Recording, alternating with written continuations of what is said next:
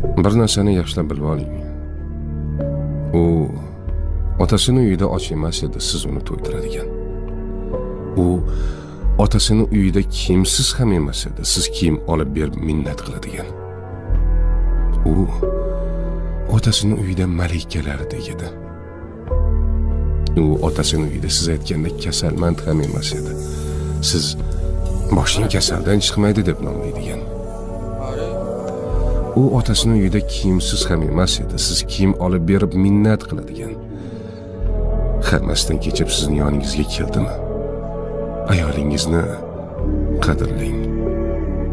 Ayol Allohning omonati. Uni xo'rlash omonatga xiyonatdir. Omonat qilib bergan zot bir kun omonatning ustida albatta